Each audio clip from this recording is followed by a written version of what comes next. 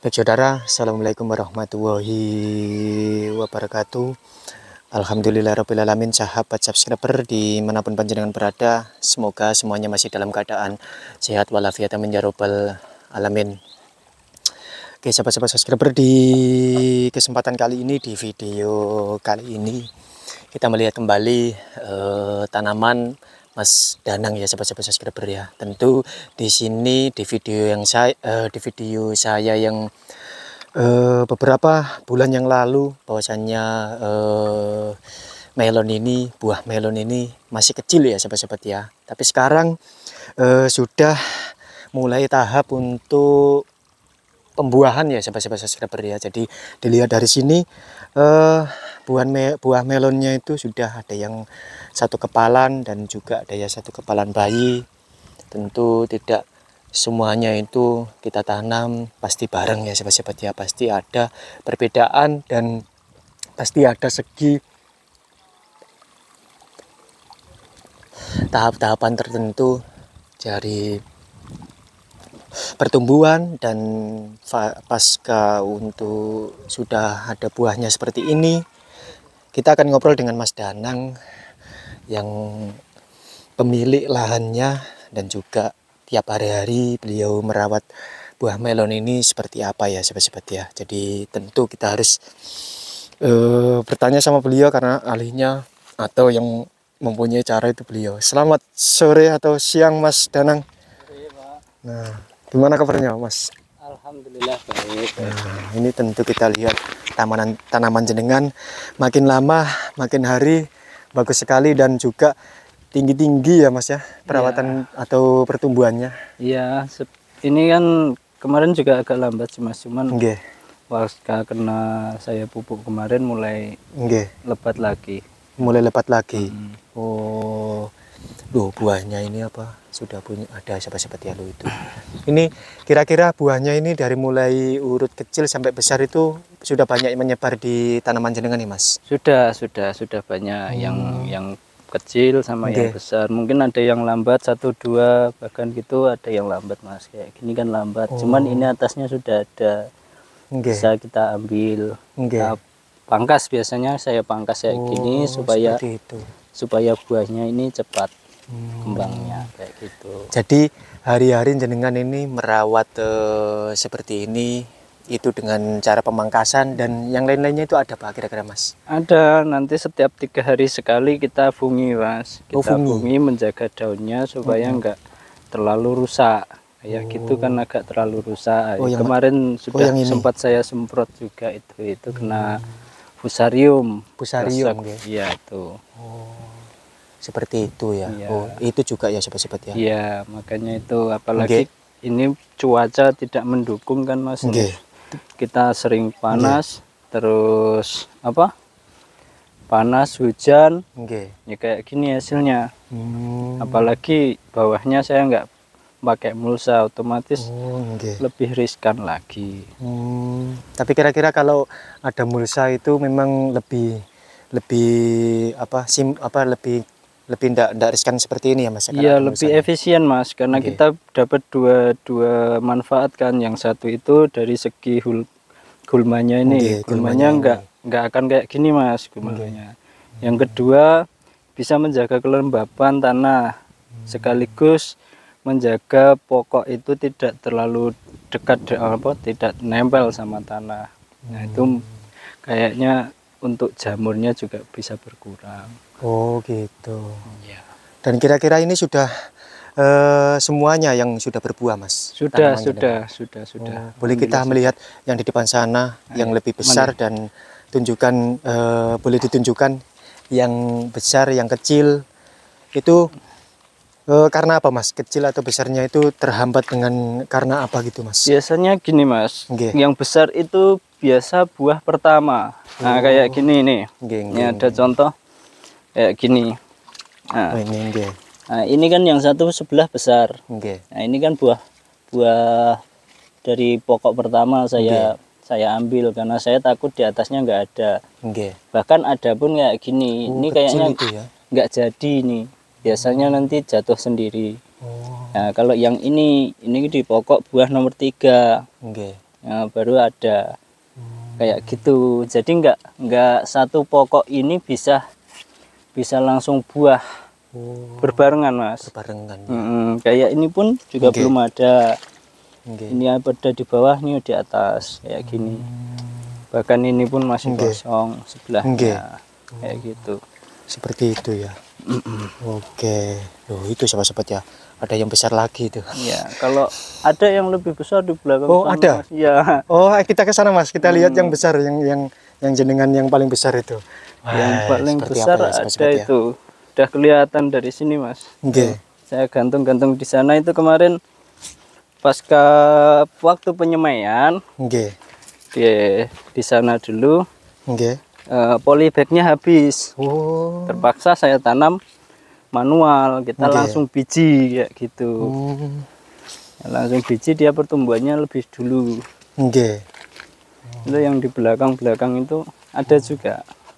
Cuman kalau yang di sana nggak terlalu saya dirawat gitu. Rawat karena saya fokus di sini yang ini pakai yang tanahnya lembab sekali kayak gitu. Jadi dianggap di sini itu yang paling urgent gitu ya mas ya? Iya paling urgent di sini karena ya kayak gini lah mas. Ya. Tanahnya seperti masih becek. Tapi yang ini jenis beda mas, yang ini, yang depan tadi beda, yang 3 baris ini beda juga. Kita lihat dulu yang di sana. Yang paling besar itu jenisnya apa mas itu mas? Ini jenis jadu mas.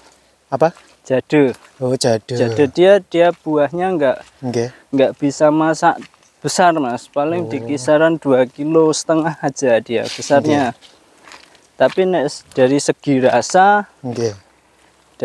sama yang jarak F1 mas manis yang ini. Oh manis yang ini. Kayak ini. Itu sahabat-sahabat ya. Nah seperti ini.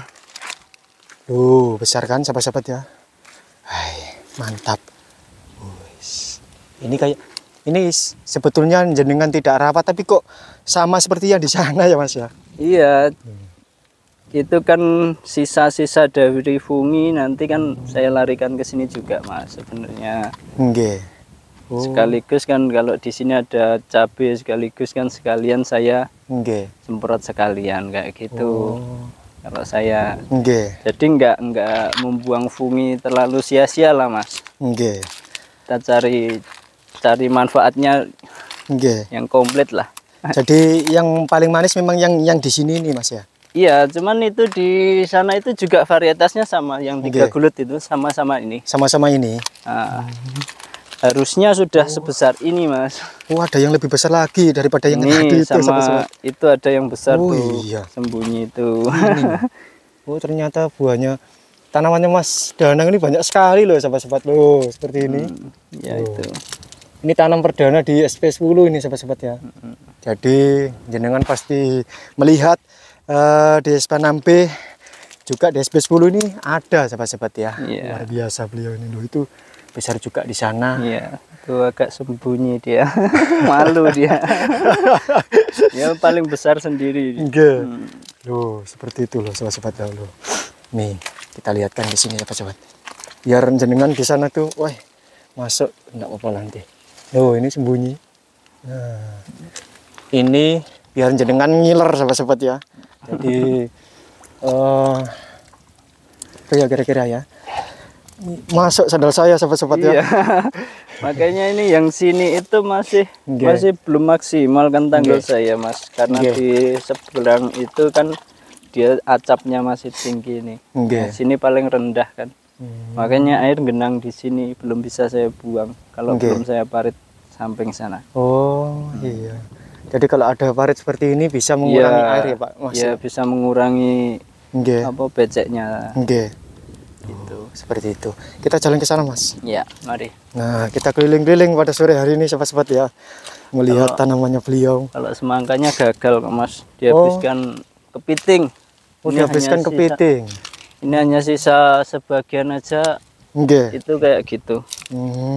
Tapi itu kan untuk percobaan kan Mas itu Mas? Iya, kemarin kan tanah sini terlalu becek ini juga kan Mas. Nggih. Jadi saya juga ragu-ragu sebenarnya kemarin. Karena kalau di semangka dia kan benar-benar harus kering Mas. Nggih. Paling tidak kayak gini lah. Nggih. Kayak gini dia aman nanti buahnya. Tapi kalau masih becek Nggih. juga buah nggak aman. Dia bisa busuk di Nggih. bawah gitu. Oh gitu.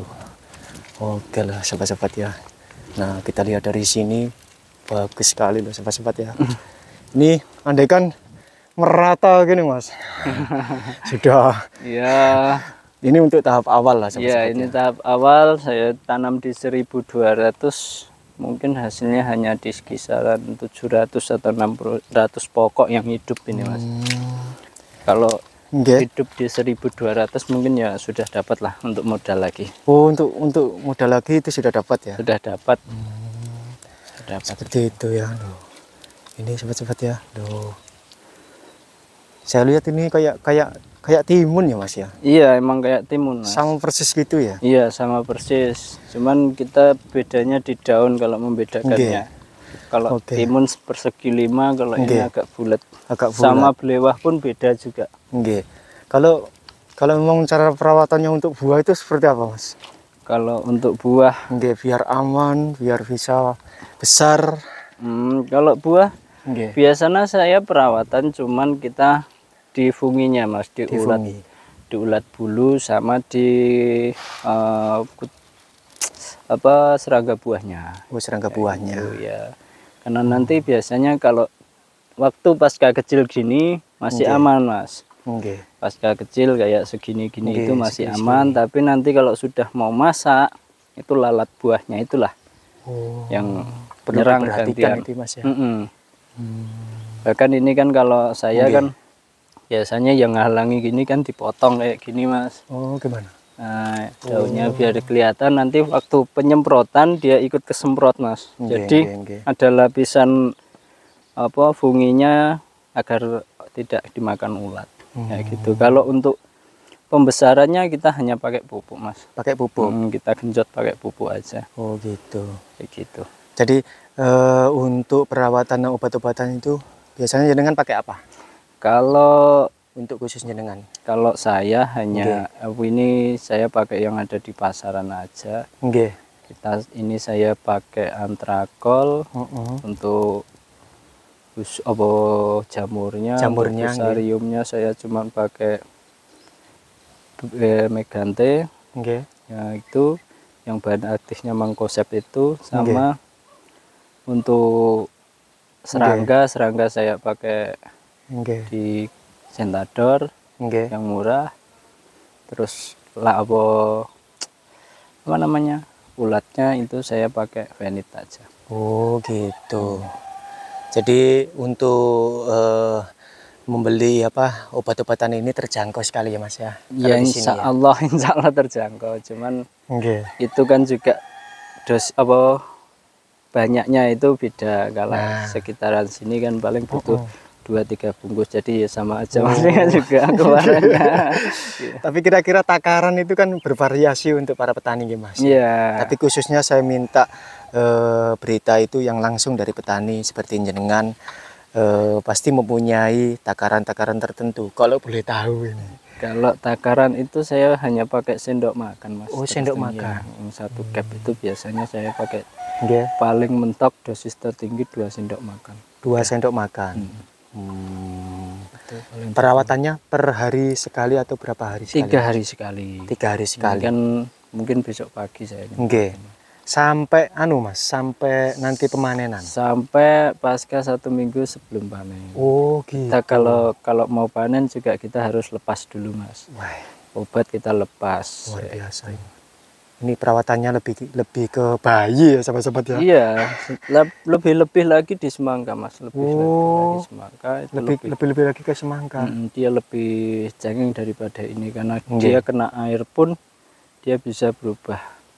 Pohonnya bisa keriting, pucuknya bisa keriting, dia lambat lagi berjalannya. Kayak gitu. Gitu. Jadi daunnya kalau terserang efeknya ke buahnya ya Mas? Iya, pasti buahnya akan kerdil, nggak bisa besar biasanya kayak gitu. Jadi saya lihat itu kerdil-kerdil itu seperti itu ya Mas? Iya, jadi Nggih. efeknya itu dua Mas. Jadi Nggih. pokoknya itu nggak besar, itu suplai makannya kurang banyak juga karena unsur hara yang diambil dari tanah kurang. Daun terlalu sedikit juga nggak bisa besar Mas, karena kita juga tempat dapurnya kan itu dapurnya itu sedikit, otomatis makanan yang disuplai ke seluruh tumbuhan itu berkurang juga. Oh, berkurang juga. Jadi harus saling kerjasama dan antara yang satu dengan yang dua harus bersamaan sahabat-sahabat ya. Nggak boleh memilih salah satu.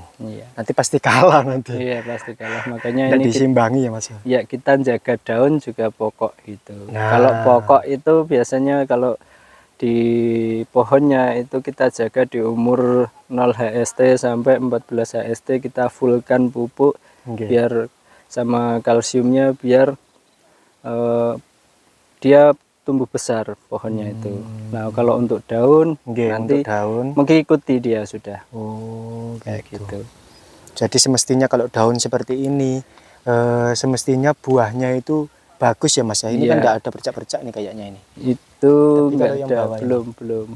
Kalau yang bawah wajar ya Mas ini Mas ya? Kalau yang bawah ini sebenarnya kan gini Mas, kalau petani kan beda-beda cara sebenarnya. Kalau saya kan kejar waktu, di bawah ini juga saya ambil Mas. Tapi sebenarnya kalau untuk cari yang varietas terbesar, bisa maksimal besarnya itu di sini Mas. Nah, ini dan nah di sini dia bisa maksimal besar ini. Karena dia ada di tengah-tengah. Di tengah-tengah itu. Tapi ini juga saya ambil karena saya nanti kan melihat Mas, kalau segini kan masih bisa benjol kan Mas. Kayak gitu. Kalau benjol kita buang gitu. Makanya banyak yang masih ada dua kayak gitu. Nah, itu kan karena saya cari ya nanti yang bisa utuh bulat kayak gitu. Jadi pengaruhnya besar kecil itu seperti itu ya sahabat-sahabat ya. Jadi kalau petani itu pasti menginginkan yang besar. Iya pasti itu, karena hasilnya juga biar lebih maksimal lah Mas kayak gitu. Betul. Tapi seumpama ini kalau memang ini besar rata-rata di atas 80% mungkin sudah kembali modal gitu Mas. Sudah. Bahkan insya Allah bisa lebih. Karena target saya di sini kan buah kan Mas. Itu kalau kisaran di 500 saja saya bisa dapat buah 500 di kisaran bobot 2 kilo lah. Itu kan udah masuk. Jadi modal yang kemarin ketutup bisa modal lagi. Gitu. Kira-kira jenengan kalau mulai modal seperti ini modalnya itu seberapa Mas? Kira-kira untuk seperti ini aja lah.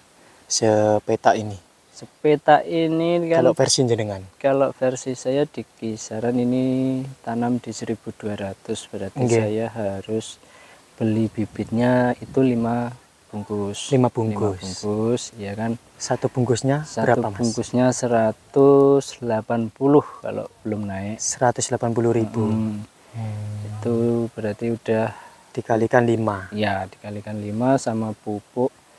Ya kalau sekitaran sinilah di 4-5 juta udah cukup lah. Hampir 4 menuju 5 juta sudah cukup untuk membudidayakan atau menanam buah melon.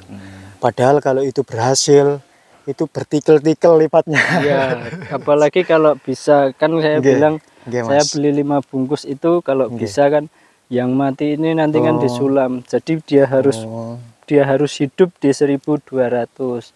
Nah, kalau di 1.200 hidup, alhamdulillah dikasih lancar, dikasih buah maksimal. Kan ini per pokok ini kan jadi 2 cabang saya Mas.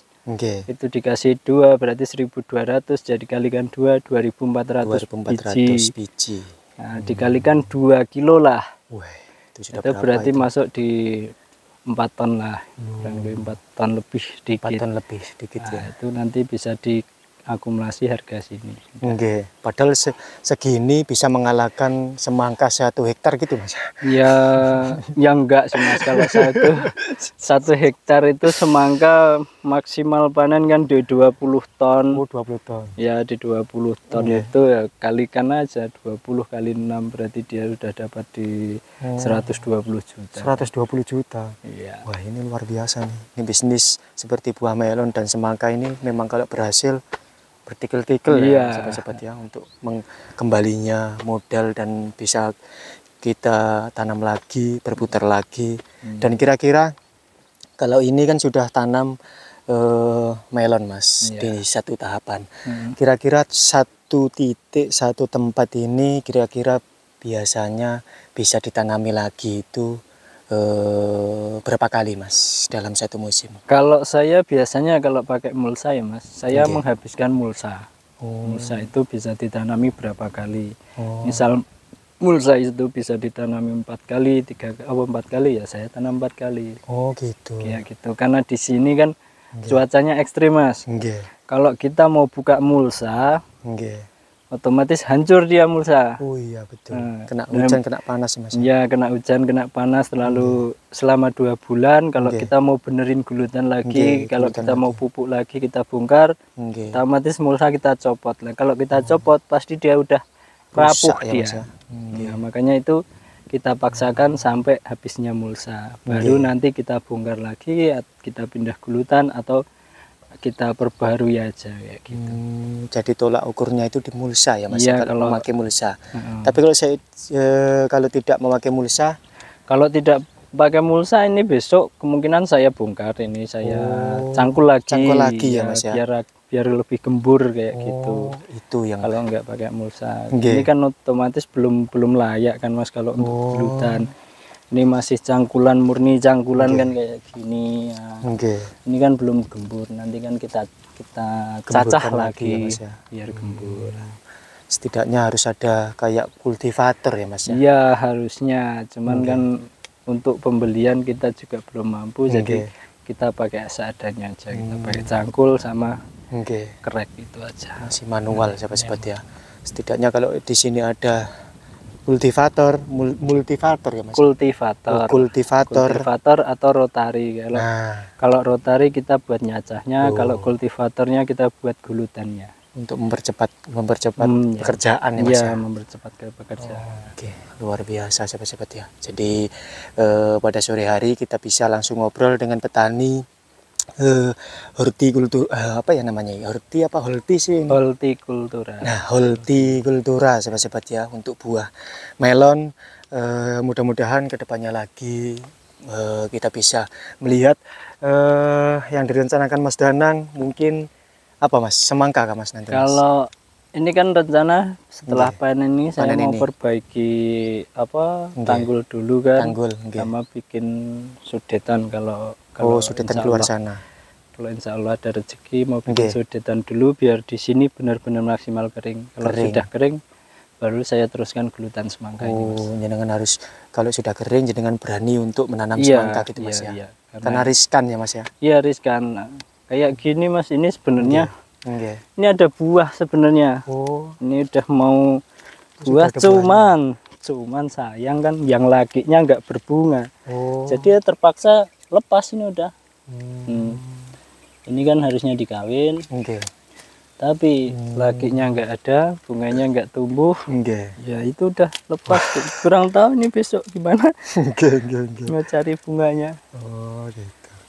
Oke lah Mas Danang ya, terima kasih waktunya. Pokoknya semoga panjenengan sehat selalu Mas Danang. Amin. Dan nanti kita akan melihat kembali perjuangan jenengan di sini, bisa mengangkat nama di SP10 dengan adanya pertanian jenengan ini, karena jenengan paling beda.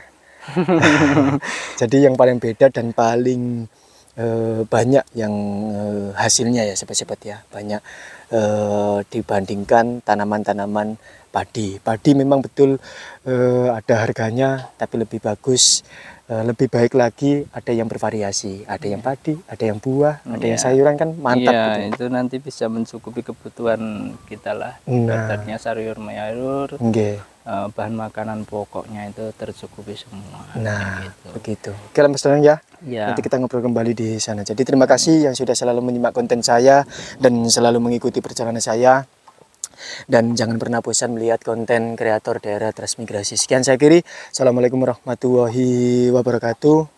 Dan subscribe YouTube kami, sebarkan video ini. Bahwasanya di SP10 sudah memulai ada yang menanam buah melon seperti Mas Danang. Mudah-mudahan yang ada niat atau ada yang mau bercocok tanam bisa datang aja ke Mas Danang, sekaligus